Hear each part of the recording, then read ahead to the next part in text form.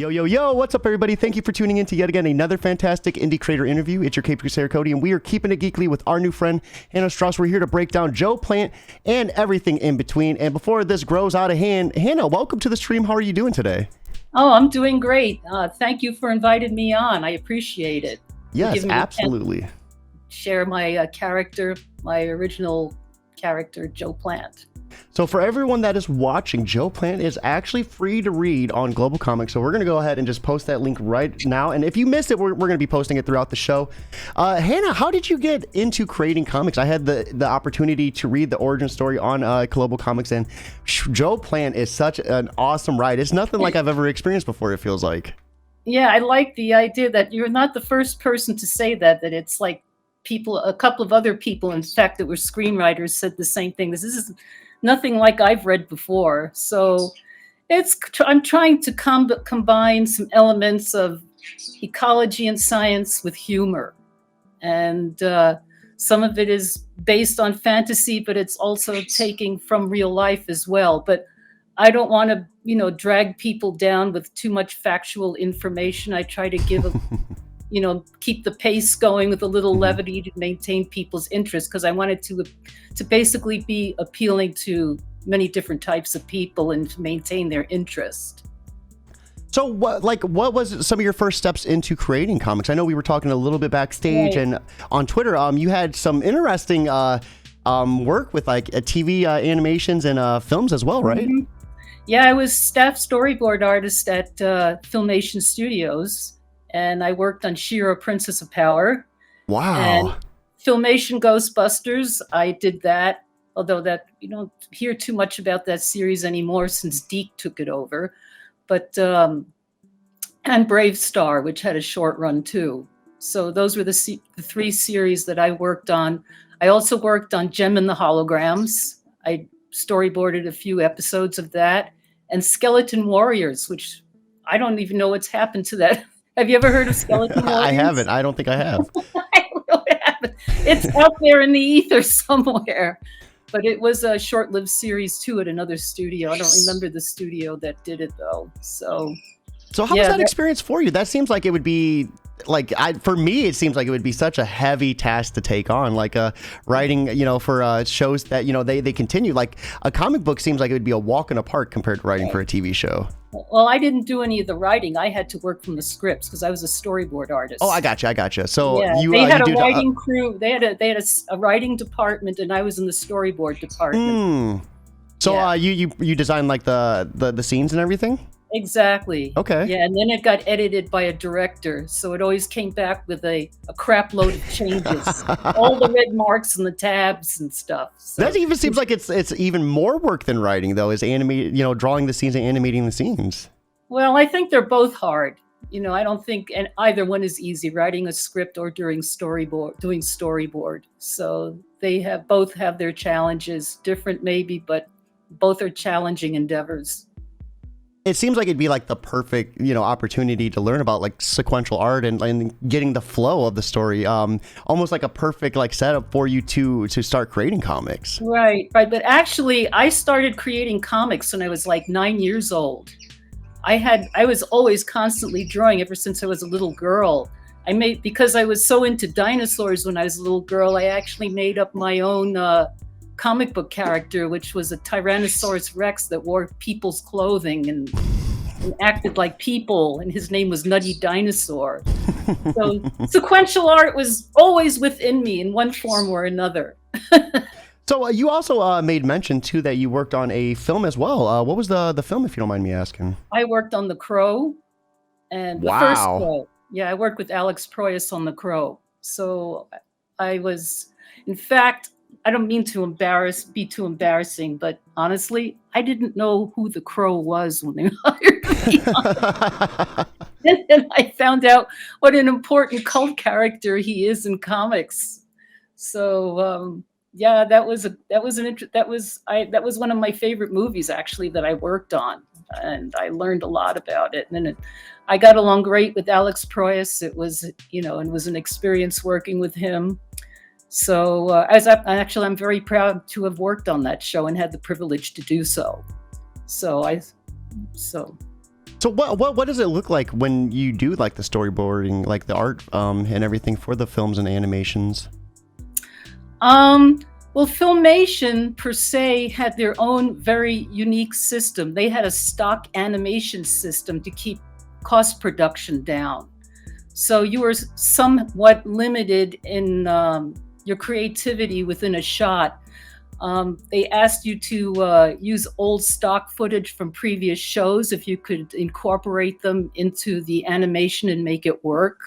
That was the way Lou Scheimer, the head of Filmation, tried as long as he could keep the whole process of animation within the United States, because at that time when I was there, a lot of the work was being sent to Korea and the Philippines and Japan for cost cutting at the time. And Lou Scheimer was trying to find a way to keep the whole process in the United States and keep costs down, but it only lasted so long. And I mean, it only seems like you could do so much with the reused like stock footage as well, right? Like, I understand saving pennies, but it seems like it imposes such limitations that you really can't do what you want to do in some aspects. It did. I found out very quickly that when I worked on other shows like Gem and the Holograms, they didn't use a stock system, so I had more creative freedom to do some shot work and stuff. Whereas with She-Ra, and a lot of people don't realize when I was there as She-Ra, a lot of that was using stock over from previous episodes. Now you know. Secret's out. So I mean, that was probably when you were able to kind of like do what you want to do. That had to have been a fresh breath of air, huh? Yeah. And I worked on Captain Planet.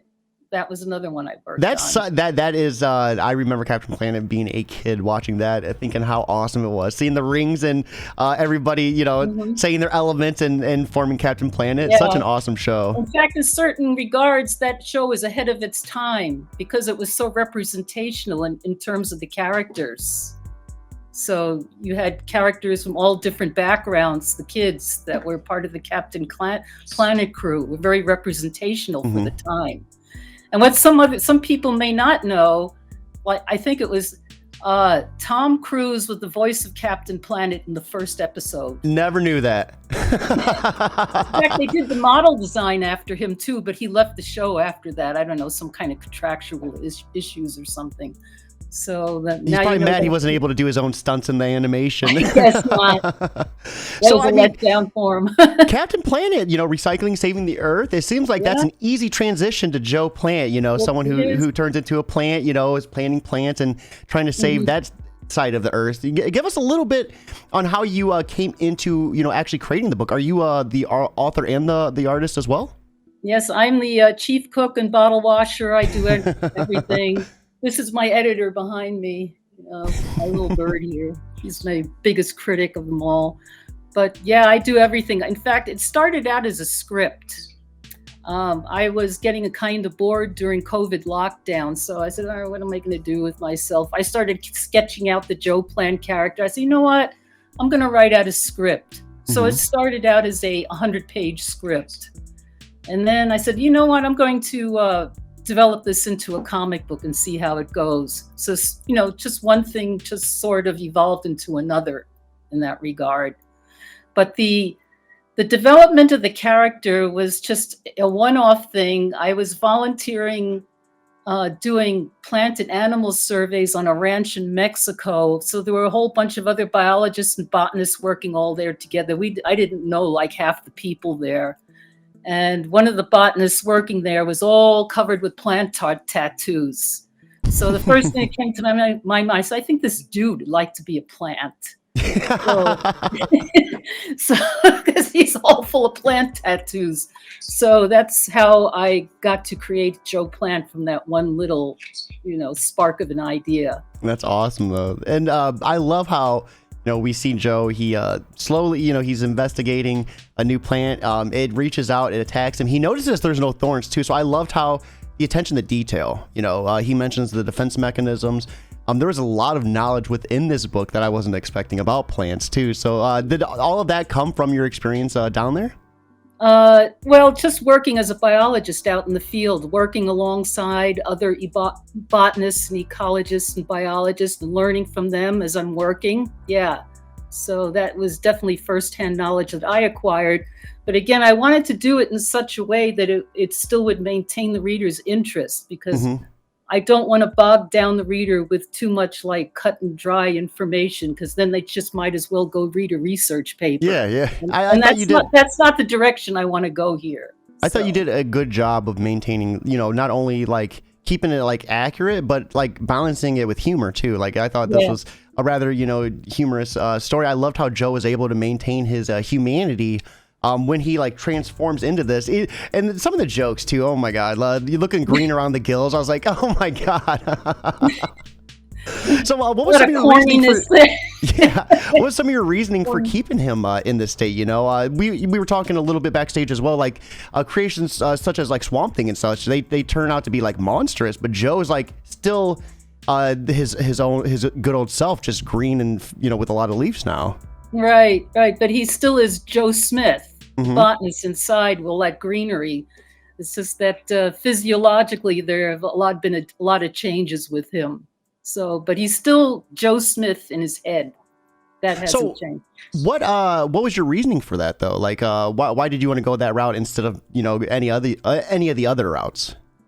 Because most of the other established plant-based characters got like too sinister and serious and too destructive, and I wanted to go off in a different direction, make him more fun, more relatable to people. Because if you read some of Alan Moore's takes on his story writing that he interjected into Swamp Thing has gone off into a whole nother metaphysical direction there. So I think he's a terrific writer, Alan Moore. I wish I could write like him, but that is not the direction that I wanted to go with this character. I deliberately went off into another tangent that way. And I really enjoyed with Origins too. We not only got to see his transformation into Joe Plant, but the love interest that is developing. I loved his dog too, Charlie. Charlie's such an awesome. Yeah. So we, his garden gets burnt down in issue 1, very traumatic. And we see him kind of go off the deep end, and we notice that he has the abilities to not only have like mushrooms and onions and tomatoes grow from the ground, but he can have roots and stuff. I mean, he takes on this like corporation and just utterly just dismantles it. Like, but is Joe Plant going to be, taking down evil corporations in the future? Like, what are we going to be expecting from Joe? That remains to be seen, but I'd rather him be more constructive than destructive. There is another issue of Joe Plant online at his website, joeplant2020.com, which was actually the first issue I wrote to develop the character. And it takes him into the Amazon rainforest, where he's trying to save the Amazon rainforest and save the indigenous people, save their land and the ecology from marauding gold miners. So, in that aspect, he will try to defend himself or defend the environment from those that he thinks might be destructive towards it. So, but I'd rather he grow more things than destroy more things. So. And so issue 2 seems like it's going down an even deeper route for him. What can we expect? I know you're currently working on issue 3. That's adaptations. Yeah. Yeah. So you're 11 pages into that too, if I'm not mistaken. Yeah. Like, so what type of story are we going to be expecting with that? Oh, okay. Well, it's probably going to be one of the most comedic of all the issues. There's a lot of slapstick in there, as you saw with the animals chasing him. I mean, we got that far, but it's going to continue down that path towards the end. This issue is going to be a little shorter. And it's going to end with going back to law enforcement trying to investigate who was the perpetrator for destroying that building. So, but it's going to go down a more comedic path than issue 2. Okay. So a lot of slapstick there. Yeah. So is the series going to be ending around issue 3, or do you have plans on making this run longer? I'm basing it on the script. So it's going to incorporate a lot of ideas and story arcs that I incorporated in the script. So there's still a lot of material there to touch base on. Okay. The only thing that I've added since then, and I like the response that it got, was Joe Plant's alias as the luchador El Arbusto. And people think that's kind of fun, so I'm going to develop an issue just on that alone, and I think that's going to probably be issue 5. Okay, and that's you were saying is he 4 or 5? What? So is that's where he's going to be the luchador? Yeah. He's hiding awesome from the law, so that's going to be his alias. No, I love the humor in this. This is awesome. Is there any stores online where people can buy physical issues, or is this all just digital? Right now, it's all just digital. I have some printed copies of issue 1 available at some local comic book stores here in Tucson, but I plan on printing a limited run of printed copies of issue 2 next year. So some of those will be available for print next year. Oh, that is awesome. So with more issues to come of Joe Plant, like what's next for you? Do you have any other series that you're going to be working on, or any other, projects that might be, kind of piquing your interest? The Joe Plant series right now is taking up most of my interest, but I do have some ideas down the pike that I've scribbled down, some science fiction stuff that I have in mind. There's one about Bob Blowback, which is completely ridiculous. And this is also based on some personal experiences working on construction sites. Mm-hmm. So, yeah, he's a welder, and he has a terrible accident that causes also to change. But I need to develop that as well. I've drawn models of the characters, and wrote a synopsis on some story ideas and how he became. But the name of the character is Billy Blowback, but that's down the pike too. So are we ever going to see Billy and Joe meet? I don't think so. No. Those 2 different worlds. Yeah. So everyone watching at this point, right here is the link to check out issue 1 for free. But you could also, you said you had a website they can read issue 2? Well, issue 1 is actually at joeplant2021.com. That's issue 1. It's in black and white. And that was actually that's Joe Plant's Amazing Adventures in the Amazon Rainforest. And that's the first issue. Second issue is the one you see on Global Comics, okay, which is Joe Plant Origins. And then adaptations is the third. Sorry for the confusion. Okay. Yeah. So when are you expecting adaptations to be officially done then? I think I have about 10 more pages on that one. So maybe in the next month or so it might be getting finished. close. That is so awesome. What's that look like for you with the creative process? When you take it from script to designing the panels and doing the art? I mean, I love the techniques. Is it all traditional, or do you do your art digitally? I'm vintage. I have to admit, I haven't gone completely digital yet. I do scan in my drawings, but one of these days I'm going to get myself a pad and get some software and do it that way when I feel I've got the extra money to spend. Right now, things are kind of tight, so I'm sticking to the paper and the marker. But eventually, I plan on making that jump one day. Yeah, I'm definitely vintage. There's no question about that. Well, Hannah, I appreciate you coming by, giving us a little bit of Joe. This was such an awesome sit down. I loved reading everything over on Global Comics. Once again, guys, here is the link to read this for free. Now, before we go, can you give us a little bit of advice for anyone who might be new that's listening? For anyone who might be, stuck having a hard time getting going with the writing, or even just the art, or anything in between, what type of advice would you offer them to help them just get motivated to go? Don't overthink it, because when you overthink it, I think you suppress it even more. Try to use stream of consciousness. Just start scribbling down notes or drawings. You'd be amazed what you can come up with just by doing that. I mean, that's what worked with me. Don't overthink it. Just do it. So, and that's awesome. you'll be more in touch with your subconscious that way, and you'd be surprised what you come up with. Well, everyone watching right here is the link to read Joe Plant once again. Be sure to check it out. It is free. It's New Comic Book Day. You have nothing to lose. And thank you so much for swinging by, breaking down Joe Plant and everything in between. Everyone watching, I hope you have a fantastic day, but most importantly, keep it geekly. Thank you for having me.